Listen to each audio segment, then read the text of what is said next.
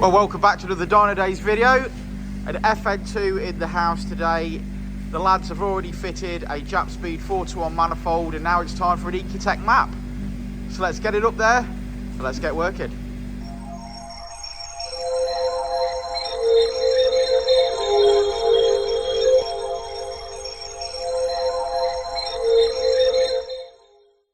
Okay, so we've got a stock run of 201 brake horsepower. Now, since that stock run of 201 brake horsepower, like I said, we fitted the Japspeed 4-to-1 manifold. It's mated to a 2.5-inch exhaust system, and it's got a HKS induction kit. We're now going to flash the stock ECU with ecutek software, an ecutek license, so that we can data log and tune accordingly. Now, this car, even at 201 brake horsepower, had already been flash mapped.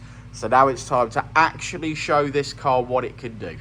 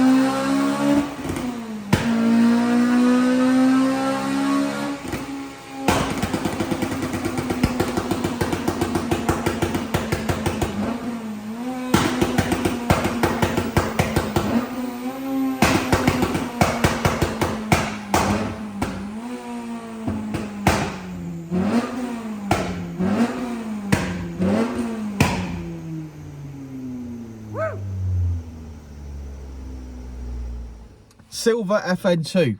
I like silver.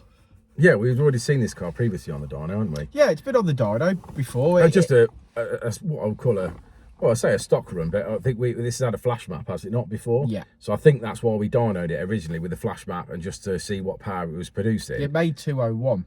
Yeah, it did make 201. It had a at that point, it had a HKS induction kit and a Japspeed exhaust, I think, and yeah. It made 201 with a flash map. Which is a 2.5-inch system with a 2.25-inch tailpipe. It does appear that way. It is that way, for sure, 100%. Yeah. So obviously was costing it some power, but obviously maybe the map wasn't brilliant on the flash map. So we've fitted a 4-to-1 manifold, and we have tuned on ecutek today. And it's got power in the mid-range, up to 2 peak power. Yeah, low down, you know, up to sort of 4,000 is pretty much identical. It's more linear now. Yeah, more linear. And then we've sort of picked up everywhere else after that, haven't we? We've made power sort of everywhere. Restricting factor on this car 100% is the exhaust. That's what's holding this car back. I mean, the rest of the mods are reasonable, and we've all seen them make more with a better exhaust on it. So maybe that's the next step. But a Tegiwa 70mm. Yeah, a Tegiwa 70mm I think would unlock a nice. Obviously, bit of the power. next step for me would be a Tegiwa 70mm, a CPL induction kit, an RRC inlet manifold. Yeah. But you know. Yeah, it depends obviously where the customer wants to go, don't it? Everyone's got a budget. Yeah, for sure. But yes, this will be tremendously better, and I'm sure we will hear from Dan. He attends our Honda meets at the end of every month. He attends our Honda meets, so he's a regular. He's a coffee drinker, so we do see him quite a bit. But lovely car, yes, and I'm sure we will see it again moving forward. We certainly will. Should we have a look at that graph? Let's look at the graph. Well, there we go. As we always say, red line is as she came in, blue line is as she leaves. We've made power pretty much from the get-go there, and plenty in the mid-range. And that's a car that was already mapped, so already revved out to 8.6. Our custom tune on there, and yeah, we've got some power that we're happy with.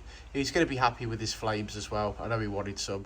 And we finish on 212 brake horsepower, an increase of 11 peak brake horsepower, and plenty in the mid-range. So there we go. That's another one in the bag. So thanks for sticking around to the end of the video, guys. Like and subscribe and all that jazz. Let us know what modifications you've got in the comments below. And if you need any help with an FN2, give us a shout. There's an EP3 on its way out, and we'll see you all on the next one. I said it before and I'll say it again. Life moves pretty fast.